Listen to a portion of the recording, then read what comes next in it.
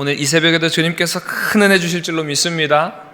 이 새벽에 주님께서 축복의 원리를 알려주실 때에 이 원리를 통해서 우리 모두가 2023년 축복의 주인공 되시는 2023년이 되기를 소망합니다. 우리 앞뒤 좌우에 계신 분들과 이렇게 한번 인사했으면 좋겠습니다. 축복의 주인공이 됩시다. 아멘. 오늘 저는 여러분과 함께 하나님께 맡기는 2023년이라는 제목을 가지고 함께 말씀을 좀 나누고자 합니다.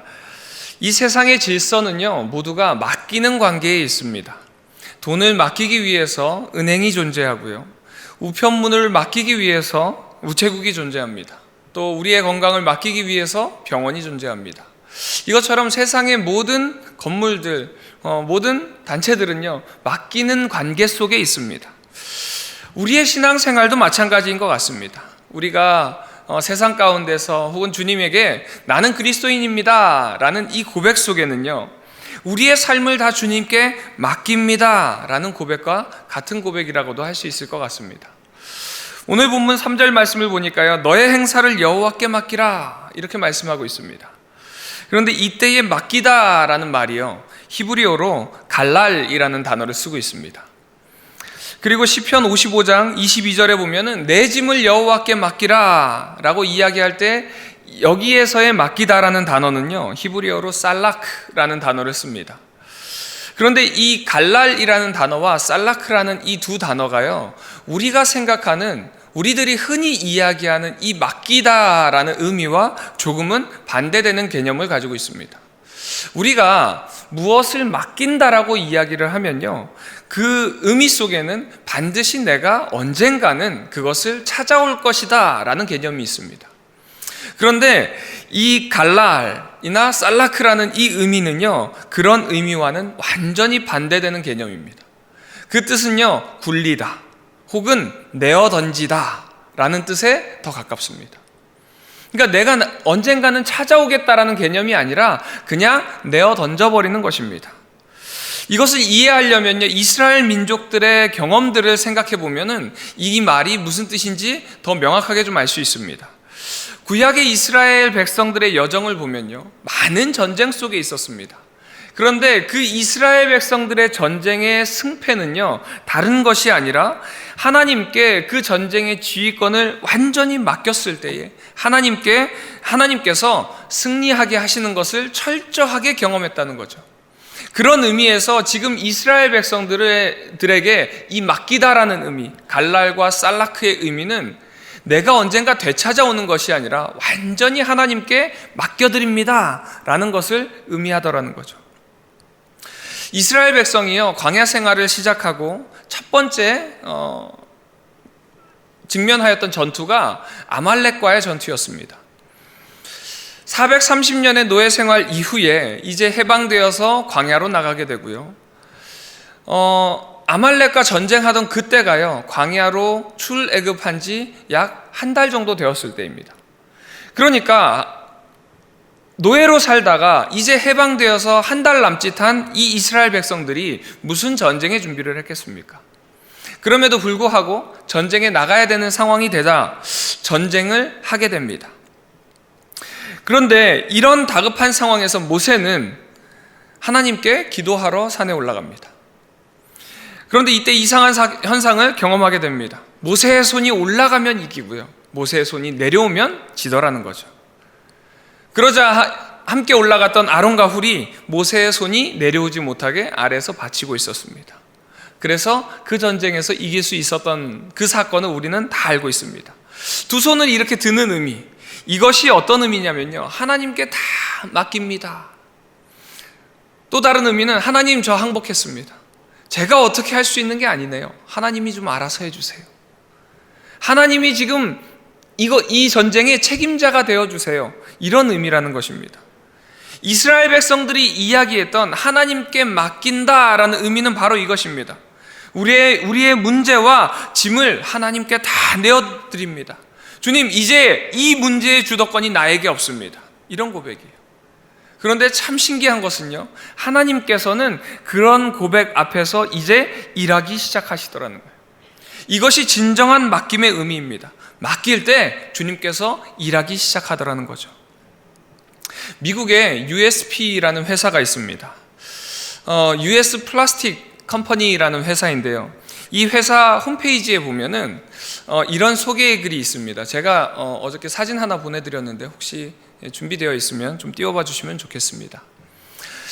회사 소개하는데요. 이런 문구가 쓰여 있습니다. Take my business, Lord, and if you will make it succeed, I will honor you in every way I can. I promise. 이렇게 딱 써 있습니다.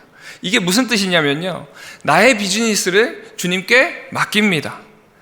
그리고 만약에 주님께서 이 비즈니스를 성공하게 해주신다면 내가 할 수 있는 한 모든 방법을 다해서 주님께 영광 올려드리겠습니다. 내가 약속합니다. 이 글이요, 회사 소개 글에 딱 써 있습니다.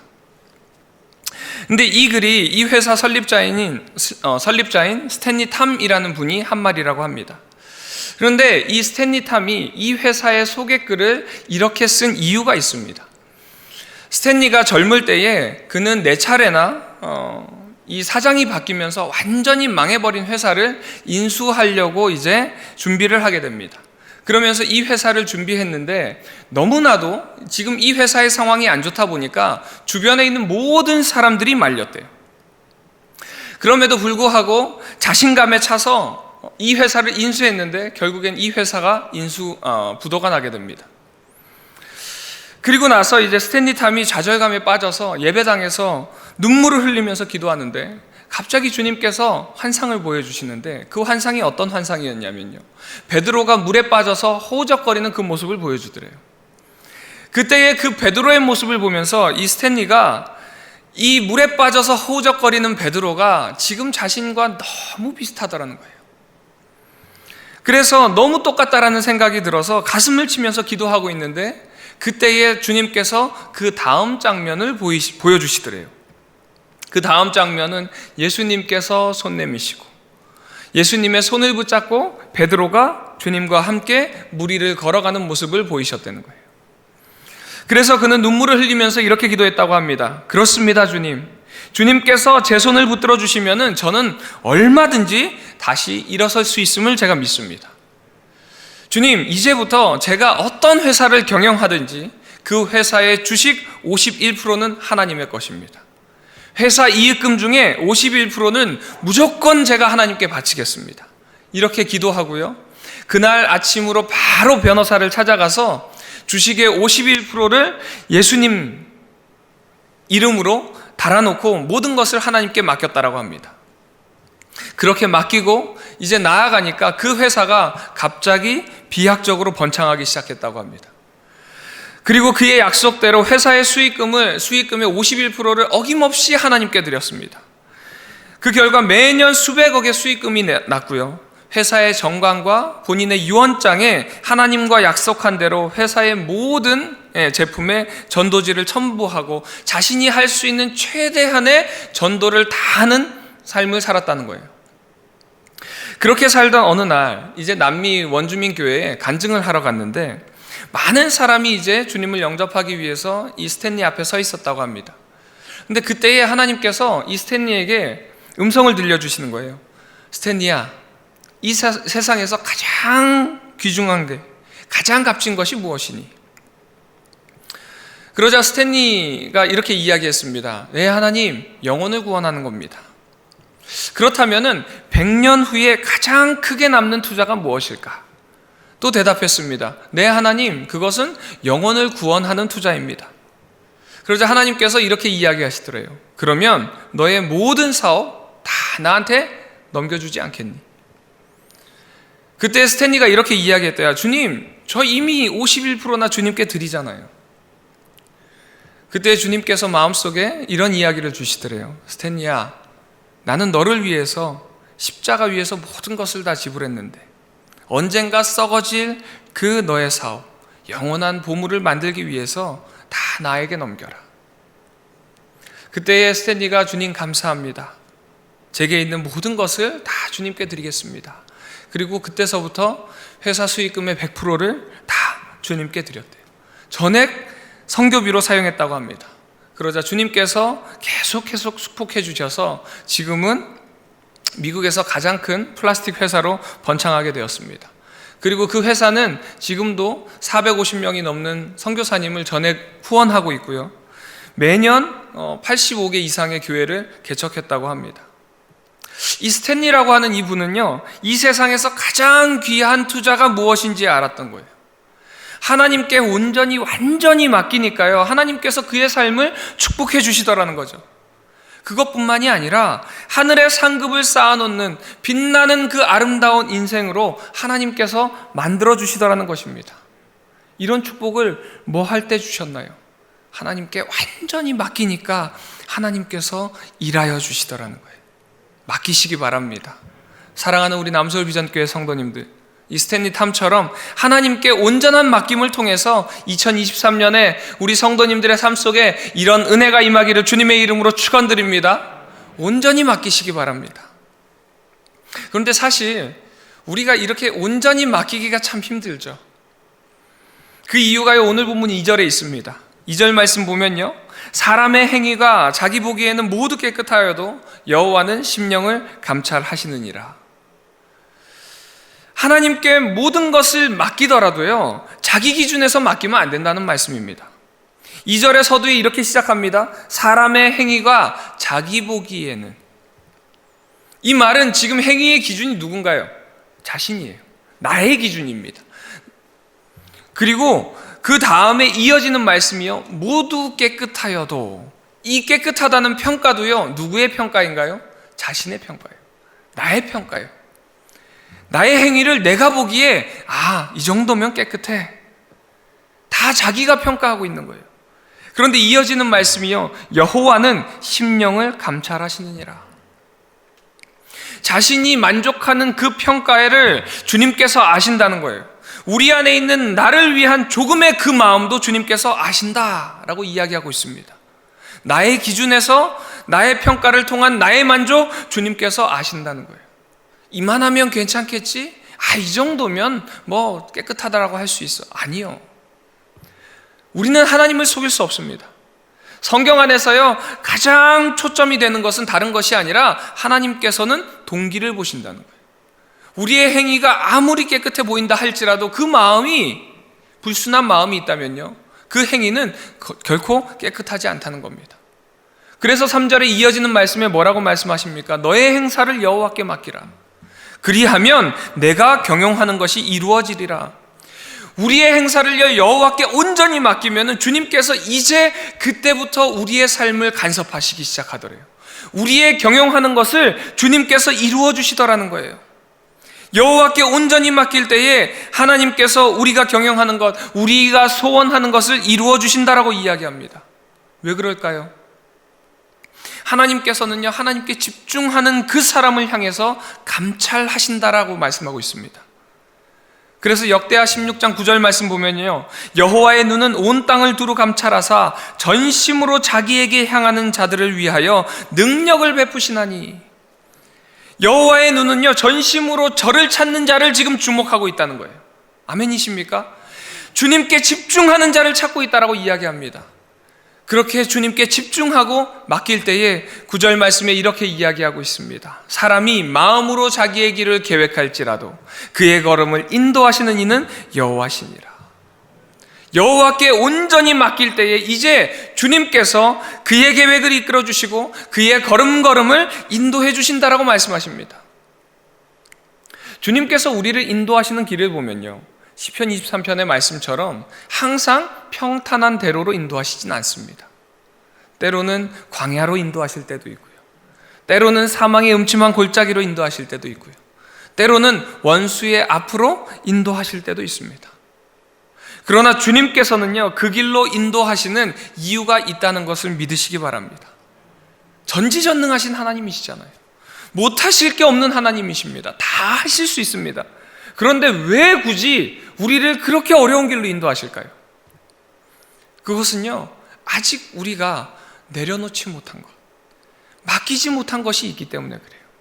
그것을 맡기게 하기 위해서 주님께서 그 길로 인도하시더라는 거예요. 이런 주님의 섭리를 믿으시기 바랍니다. 이 믿음 가지고 주님께 완전히 맡겨야 됩니다. 그러려면요, 우리의 부족을 주님 앞에 고백하고 전지전능하신 그 하나님을 인정하고 믿음으로 묵묵히 순종할 때 그런 온전한 맡김이 가능한 줄로 믿습니다. 1900년대에 캐나다 전역을 돌면서 복음 사역을 하셨던 월터 스틸맨 마틴이라는 목사님이 계십니다. 이 목사님께서 이제 하버드 대학을 나오시고 목사로 교수로 재직하시면서 그 당시에 뛰어난 영향력을 끼치셨던 목사님이셔요. 근데 이 목사님 부부가 이제 1906년에 뉴욕에 찬송가 편곡차 이제 머무시게 됩니다. 당시 이 목사님은 복음 사역을 통해서 이제 많은 분들에게 이제 은혜를 끼치다 보니까 많은 교회에서 이 목사님을 초청했습니다. 또 뉴욕이라는 곳에서 이 목사님의 소식을 듣고 그 목사님의 말씀을 듣기 위해서 굉장히 많은 이제 스케줄을 감당하고 계셨대요. 그러다가 함께 이제 뉴욕으로 갔던 이제 사모님께서 갑자기 몸이 편찮아지시게 되셔서 입원을 하게 되셨다고 합니다. 사모님이 몸이 너무 불편해지시니까 이제 목사님께서 간호를 해야 돼서 그 지역에 잡혔던 모든 스케줄을 이제 캔슬하려고 막 전화를 하고 편지를 쓰고 계셨대요. 그런데 그때 함께 갔던 아들이 이 아버지에게 이렇게 이야기했대요. 아빠, 오늘 저녁에 설교하는 것이 하나님의 뜻이라면 하나님께서 아빠를 대신해서 엄마를 간호해 주시지 않겠어요? 목사님께서 이 아들의 이 이야기를 듣고요, 큰 깨달음을 얻었대요. 아, 그렇지. 주님께 맡겨야 되는데 내가 염려하고 있었구나. 그러면서 주님께 다 내어 맡기고 본인은 기쁜 마음으로 설교를 하러 가셨대요. 그리고 그곳에서 큰 은혜를 끼쳤다고 합니다.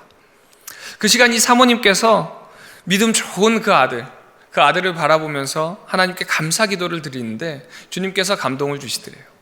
그래서 그때 찬송시를 쓰기 시작했습니다.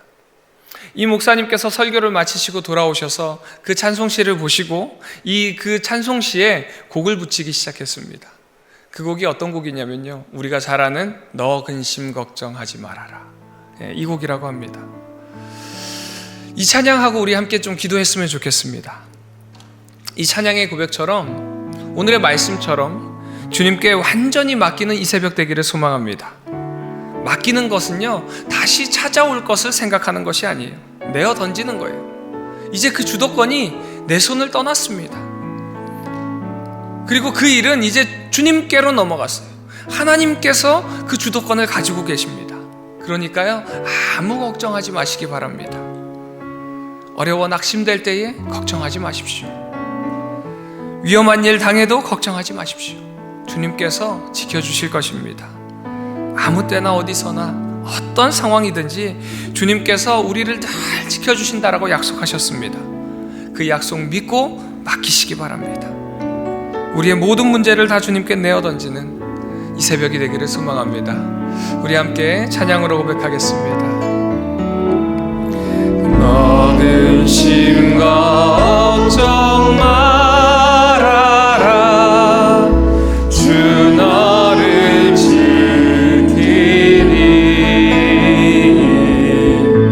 주 날개 밑에 거하라, 주 너를 지키니, 주 너를 지키니.